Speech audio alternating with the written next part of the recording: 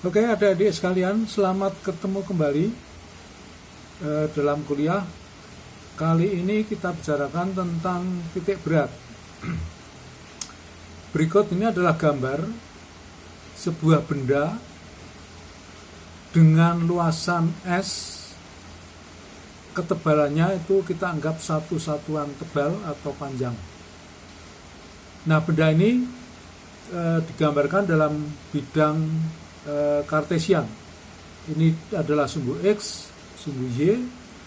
Nah, kemudian luasan benda ini kita bagi dengan garis-garis sejajar sumbu Y dan garis-garis sejajar sumbu X. Nah, salah satu segmen yaitu PQRT ini adalah segmen yang kita tinjau. Luas PQRT adalah delta A, yaitu delta X kalikan delta Y. Jadi ukuran dalam arah sumbu X itu delta X, kemudian dalam arah sumbu Y itu delta Y. Kemudian volume PQRT diberi notasi delta V, yaitu luas kalikan tebal. Jadi luasnya adalah delta X kalikan delta Y. Kemudian tebalnya adalah satu satuan tebal. Sehingga volume PQRT adalah delta X kalikan delta Y. Kemudian rapat massa tiap segmen dalam daerah S atau luasan S adalah delta XY. Jadi ini diambil secara umum bahwa rapat massa itu merupakan fungsi X dan Y. Jadi tidak konstan. Kemudian massa segmen PQRT diberi notasi delta M, yaitu rapat massa dikalikan volume. Jadi delta XY kalikan delta X kalikan delta Y. Kemudian berat segmen PQRT yaitu delta V sama dengan massa dikalikan percepatan gravitasi bumi, atau berarti sama dengan delta XY kalikan G kalikan delta X kalikan delta Y.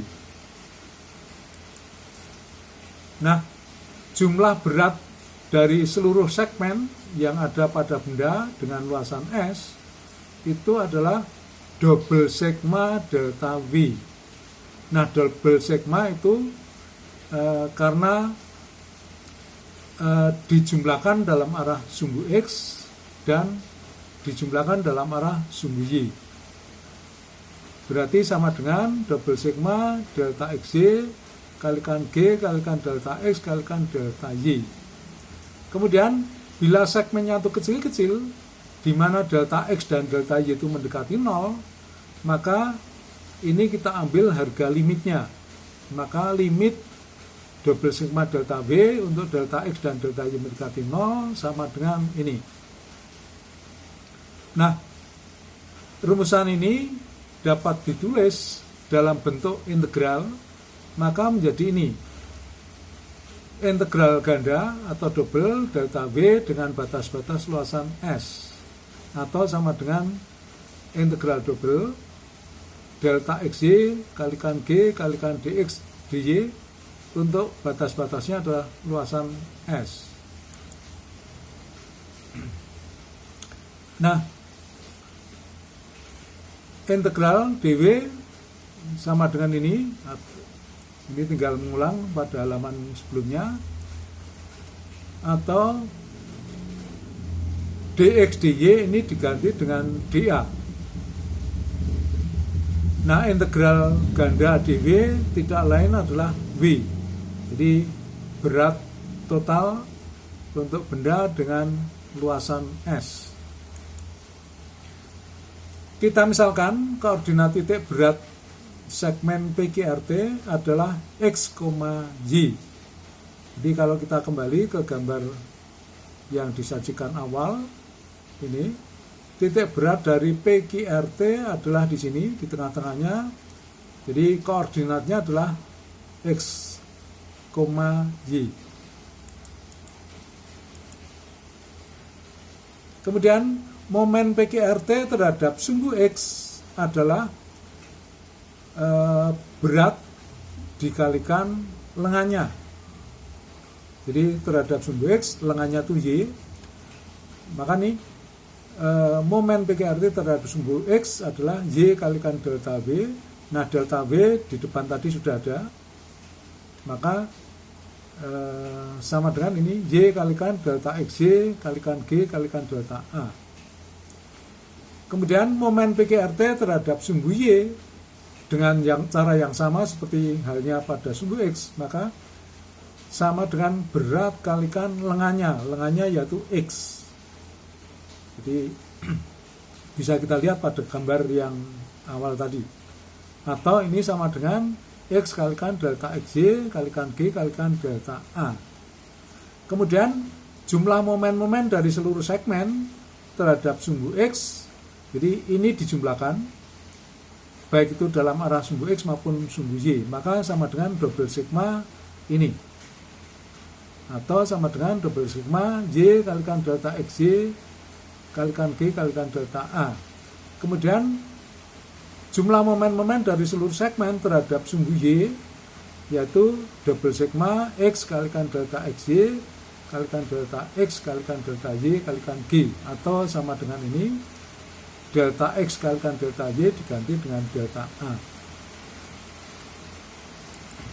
Kemudian bila segmennya itu kecil-kecil di mana delta X dan delta Y itu mendekati 0, maka kita ambil harga limitnya, sehingga limit double sigma Y delta XY G kalikan delta A untuk delta X dan delta Y mendekati 0 ini bisa ditulis dalam bentuk integral, yaitu menjadi integral ganda Y delta XY kalikan G dA dengan batas-batas luasan S.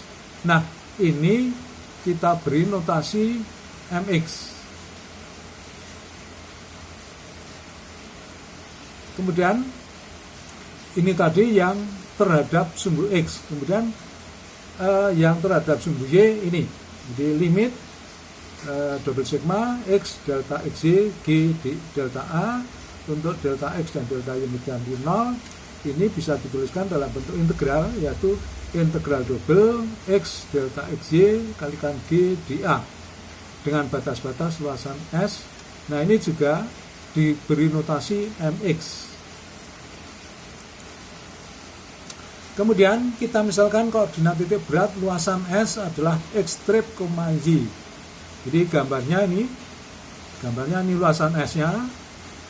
Maka titik berat luasan S itu di sini.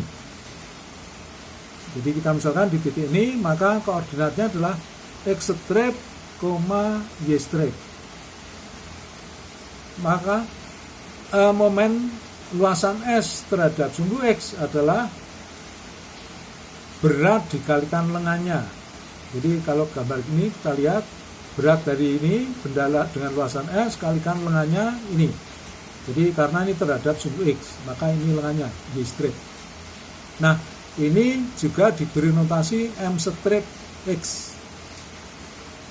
Nah, Y-nya strip kalikan V ini bisa diganti ini. Jadi Y-nya strip tetap ya. Kemudian W-nya di depan tadi sudah ada ini. Kemudian momen luasan S terhadap sumbu Y ini berat dikalikan lengannya X strip. Nah, ini juga diberi notasi M strip Y.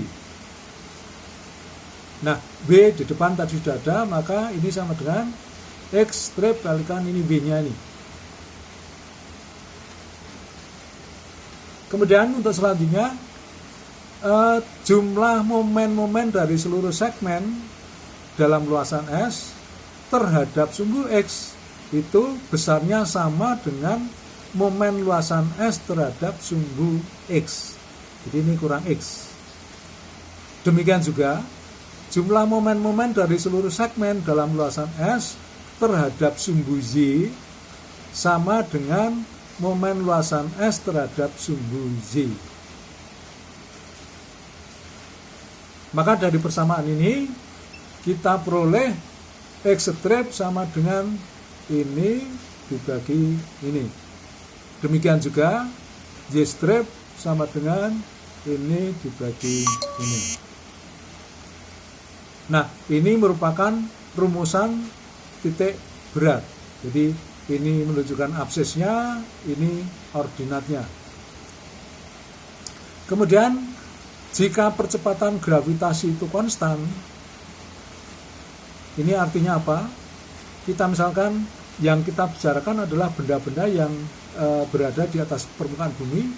Anggap saja benda yang terbesar atau besar itu adalah katakanlah gedung pencakar langit. Untuk saat ini mungkin kira-kira 1 kilometer lah itu tingginya. Maka percepatan gravitasi di dasar gedung dan di puncak gedung atau katakanlah di lantai teratas itu bisa dikatakan sama. Artinya konstan.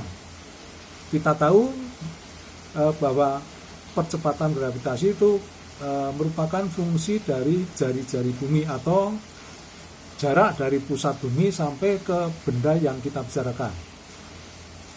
Jadi apalah artinya tinggi sebuah benda 1 km bila dibandingkan dengan jari-jari bumi. Maka sekali lagi percepatan gravitasi di puncak gedung pencakar langit dan dibandingkan dengan percepatan gravitasi di dasar gedung itu bisa dikatakan sama atau konstan. Sehingga rumusan ini kalau G-nya itu konstan, ini bisa dikeluarkan, ini juga dikeluarkan, maka dicoret atas bawah. Yang di sini juga bisa dikeluarkan, G-nya dicoret atas bawah, sehingga rumusan menjadi akan lebih sederhana. Jadi G-nya hilang. Jadi ini absisnya, yang ini menunjukkan ordinatnya. Kemudian apabila rapat massanya itu konstan, jadi benda-benda yang terbuat dari bahan yang bisa dikatakan itu homogen, maka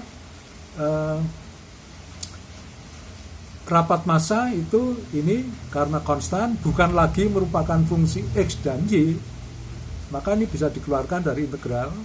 Yang ini juga dikeluarkan dari integral, maka dicoret atas bawah. Yang di sini juga untuk ordinatnya ya, bisa deltanya ini bisa dicoret atas bawah, sehingga rumusan akan menjadi simpel lagi, yaitu ini menunjukkan absisnya, ini adalah ordinatnya. Nah, ini adalah merupakan titik berat dari benda dengan luas S. Jadi bendanya adalah ketebalannya itu satu satuan tebal. Nah, untuk titik berat suatu luasan, rumusnya sama dengan ini. Maka ini menunjukkan absisnya, yang ini adalah ordinatnya. Mungkin untuk ini koordinat siku-siku dA itu adalah dx kali dy, atau bisa dibalik dA sama dengan dy kalikan dx. Jadi ini dibalik. Nah, ingat untuk garis singgung menyinggung luasan yang sejajar sumbu y itu menggunakan yang ini. Jadi dy dulu baru dx, sedangkan garis singgung yang sejajar sumbu x kita gunakan yang ini. Jadi aturannya seperti halnya kita menghitung luas. Kemudian jika koordinatnya adalah koordinat kutub, maka dA-nya adalah r dr d theta, x-nya adalah r cos theta, y-nya adalah r sin theta. Kalau ini diturunkan, maka hasilnya nih dx sama dengan minus r sin theta d theta. Yang ini kalau diturunkan, maka hasilnya adalah ini dy sama dengan r cos theta d theta. Nah, mungkin sementara ini dulu. Untuk contohnya nanti kita bicarakan lebih lanjut. Sekian, terima kasih.